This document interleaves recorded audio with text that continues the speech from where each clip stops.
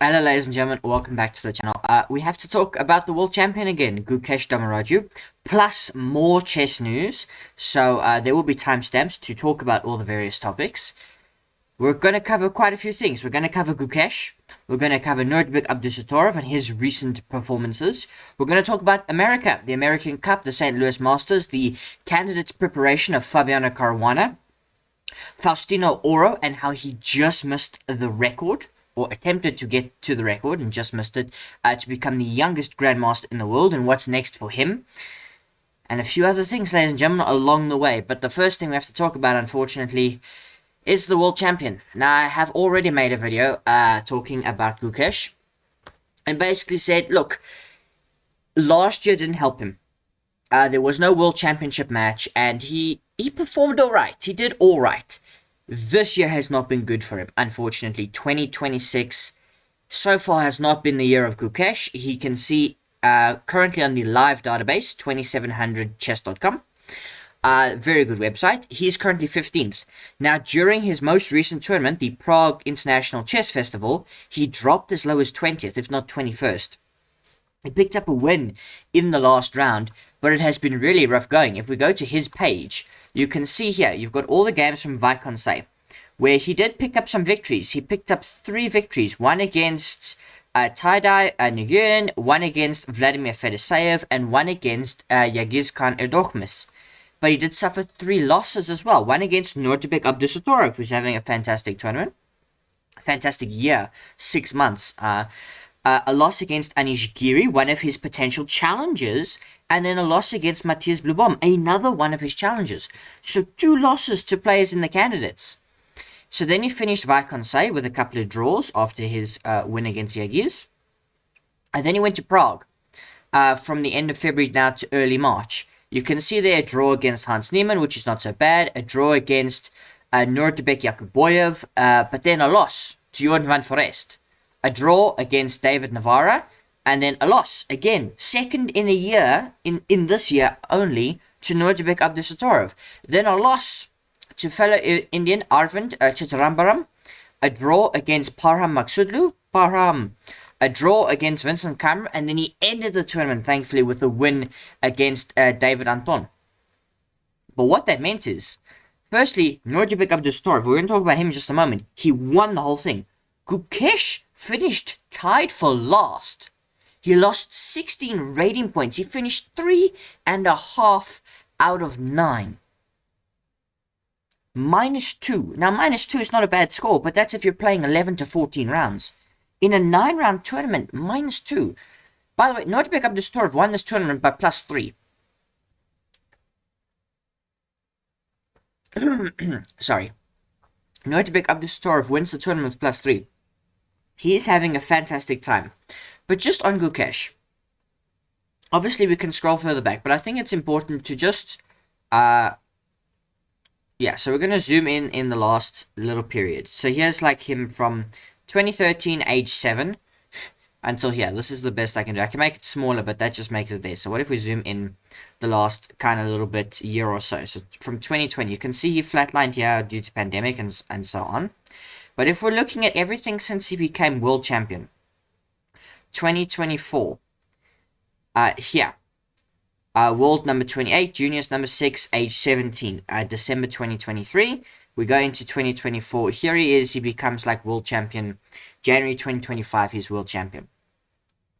Okay, you can see his rating went up then to 2787. But since May 2025, it has just gone down and down and down and down. He had one spike back up to 2763. That was in November of 2025. But then, yeah, it went down and it's just going to keep going down. So since he's become world champion, he has really, really struggled. But he is the youngest world champion in history.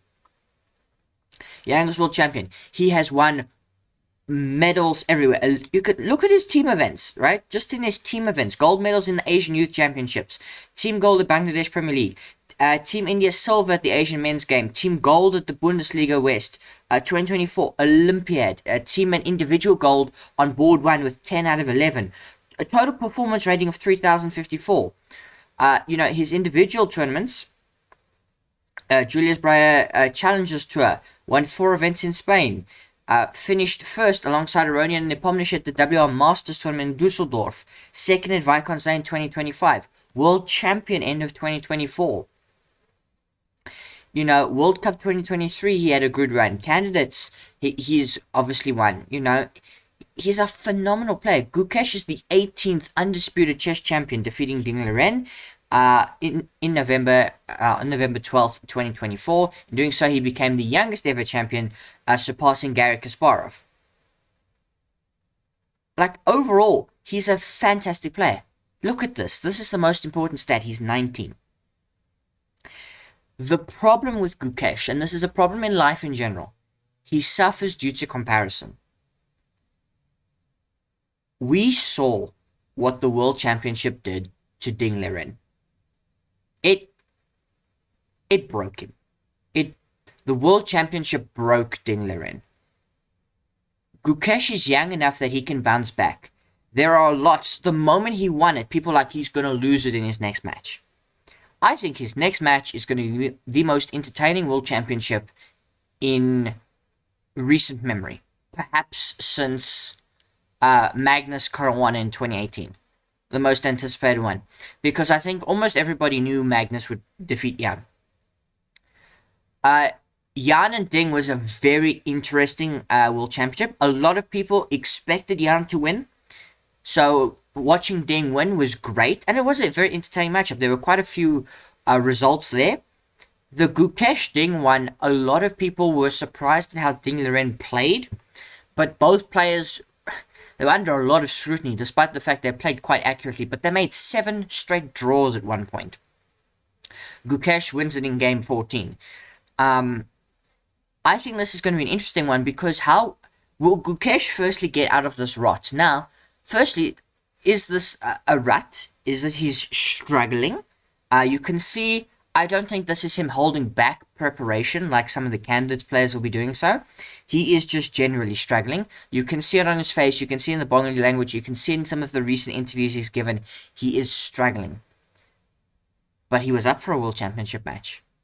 Depending on his opponent, India will be behind him for a World Championship match. If he's playing a non-Indian player, if he's playing Hikaru, or Fabiano Caruana, or Yakovar Sundarov, even that would be a very interesting matchup. The whole of India will be behind him. What happens if he has to play Pragnananda Rameshbabu? What happens then? Who does India support? Are they split? Is the match played in India? Is it played somewhere else? Everyone, including someone we're going to talk about in just a moment, has said Gukesh will not retain the title. I don't think it's as clear-cut as that. I think it very much depends on who he plays and where the match is. Which sounds very silly. I think if he plays Hikaru or Fabiano Caruana, he may beat Hikaru. Hikaru is not in amazing form. I do not think he will beat Fabiano Caruana. Depending how motivated Fabi is, I think Fabi will be very motivated to win this World Championship after what happened in 2018. I think if he plays another young player, he might be able to get the advantage. If he plays a Sundarov, I think Gukesh will have the advantage and he should be considered a favorite. Of the candidates, I only genuinely fear for Gukesh playing Fabi. I think everything else would be a close matchup. And I know that might be a hot take or a controversial opinion. But if Gukesh can get back to even close to his best, a World Championship match is very, very different than anything else. But let's go on to one of his so-called biggest haters at the moment, Nodirbek Abdusattorov, who wins the Prague International Chess Festival. Nodirbek is having a phenomenal year, firstly. He's won the Prague International Chess Festival. He won in Viscount's Tata Steel. He goes very, very well. You can, I don't know if you'll see on screen, I might be blocking it.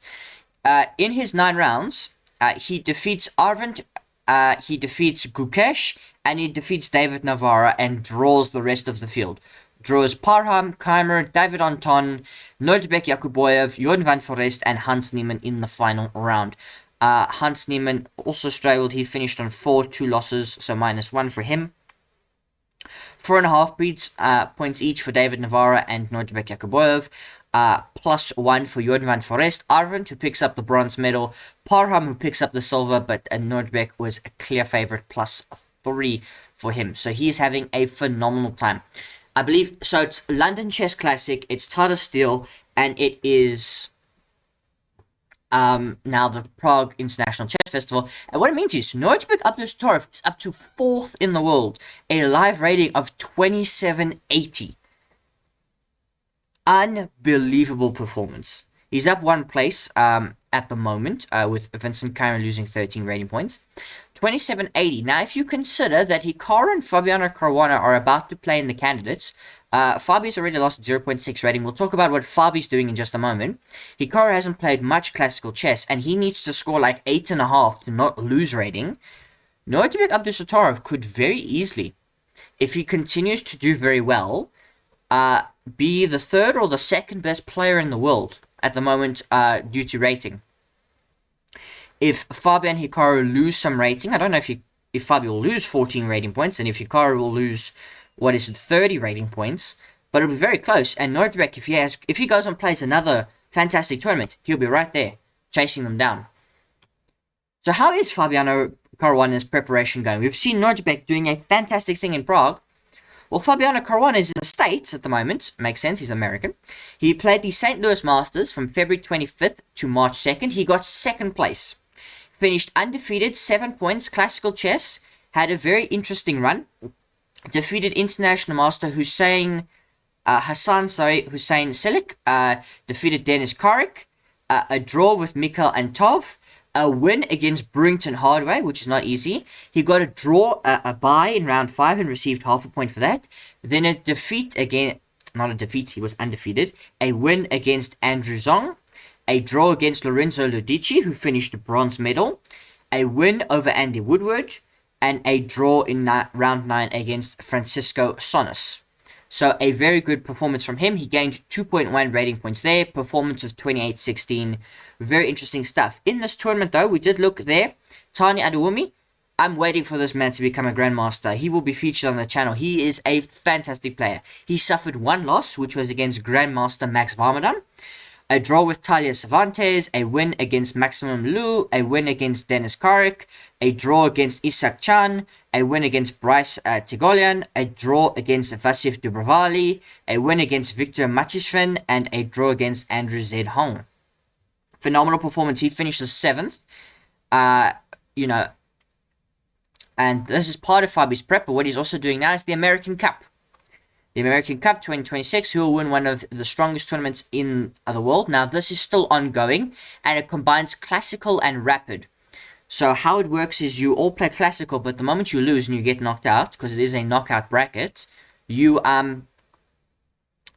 get knocked into the loser's bracket, and you have to play rapid chess. Now, in the first round, Fabiano Caruana got paired against Dommaraju Gukesh, and he won his match, 1.5 to half. So he won the one game and drew the other.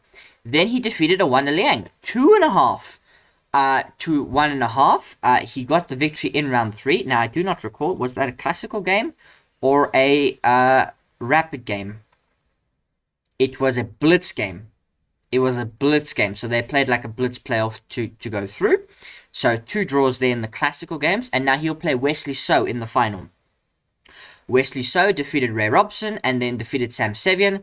Sam Sevian defeated Lanier Dominguez Perez. And Owana Liang, just in his first round, defeated Levon Aronian. Now, just in terms of the, I suppose, the blitz or the losers bracket. Oh, you can drop into the losers bracket. So there was a blitz that they all played, which doesn't really matter. Fabi finishing here with 6, 2 losses and whatever. The blitz, not too important. If we go just back to the open and we go into the losers bracket. Now, this is where they play rapid chess. Levon Aronian defeating Amirbaidu Mishra. So he moves on and played Sam Sevian, who dropped in from the semi-finals. So the semi-finals drop into the losers bracket. So Levon playing Sam Sevian. And then Lanier Dominguez Perez, who defeated Ray Robson, he will play Owana Liang.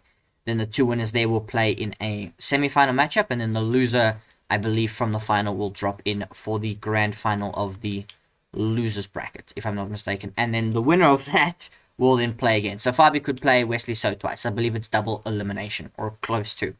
So Fabi having a great time, although I think he's lost some rating in this tournament. He has lost 1.4 rating points just because, like, he's undefeated, but because his elo is so high, and, you know, like, a draw against Owana Liang loses him some rating points. A draw against Amimbari Mishra loses him some rating points. So it's not easy, but he's playing Wesley So now, who's got a high rating, so if he beats him 2-0, he'll gain the rating back. So Fabiano Caruana's prep is going amazingly well for the candidates. And I think he's my current favorite. But we will talk about the candidates a bit later in the month. But ladies and gentlemen, that is not even all the chess news. Faustino Oro was attempting to become the youngest grandmaster in history at the age of 12. Now, he came very, very close. You can see here, we've just gone on Twitter. Faustino Oro got the double-edged position he needed to fight for the GM title, but Alexei Grembov won, and Amimbari Mishra's record of becoming a GM at the age of 12 years, 4 months, and 25 days survived. So this was Faustino's final chance to do it. Here's his tournament run. He did very well. He defeated FIDE master Artem Polenkova in round 1. A draw with Eric Olbgott, a win against WGM Ekaterina Goltseva, a draw against Runak Sadwani, a draw against Alexei Gobanov, a loss against Ivan Rozum, which will probably hurt him, a win against an untitled player Lad Manda Prandip, a win against Shuglan Talibov, and then a loss in his final round. He needed to win the final round. So again, that loss in round 6 hurts him. If he made a draw, just a draw against the GM, and probably would have been fine. He would have the Grandmaster title. But that's, you know, very retrospective stuff. He's still a fantastic player. I do not think this will affect him. But it was so close. It was so close. And the Messi of chess continues to deliver. I mean, he had a performance of 25-28. So a Grandmaster level performance. Needed 6.5 out of 9. So, you know, already needed quite a bit. But, I mean, he's not done now. He's going to go to this. The Chess Kid Youth Championships 2026, where it is the youngest players in the world playing together, the most promising players. And just look at this, 12 of the most promising prodigies compete in the under-16 age group. Faustino Oro, Yagizkhan Erdoğmuş, Henry Tudor, Andy Woodward, Tani Adewami, who we mentioned earlier, so on and so forth. A fantastic section. And this will begin very shortly on March 7th, which is today. What's the schedule look like? Broadcast starts in 4 hours from when I'm recording this. This will of course go out later in the day. So most likely it starts 4 p.m. South African time. So by the time this goes out, this will probably have started under 16 Group A. It seems like Group 13 has already finished. Then the 13 age group, so we can just look at that. It was won by Borhana Sirvanda. She got to the final, and unfortunately she lost against Suprit Banji, also from England, 2 English prodigies, making it all the way there. Fantastic for her. Wow, she did fantastically well. WIM at the moment, amazing. So ladies and gentlemen, 18 minutes, you know, we covered a lot of stuff. Just quick recap. Gukesh is under pressure. He's under pressure. He's young enough to be fine. I really hope this doesn't break him. Nodirbek Abdusattorov is absolutely crushing it. And now you would ask, he's one of the best players in the world. He's not in the candidates.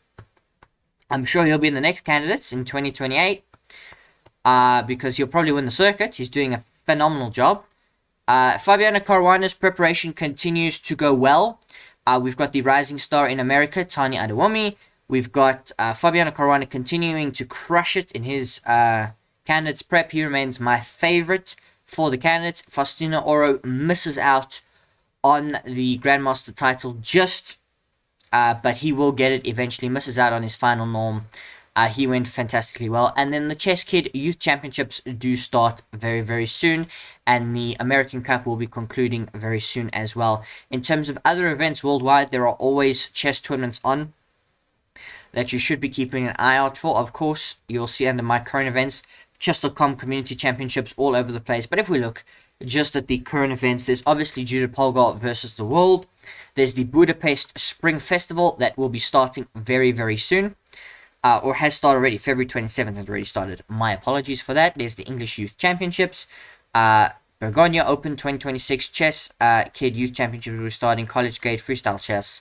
Those are the local things that Chess.com always has. Icelandic Team Championship. Dutch Masterclass. Champions Chess Tour is still ongoing, I suppose. There's the German Bundesliga.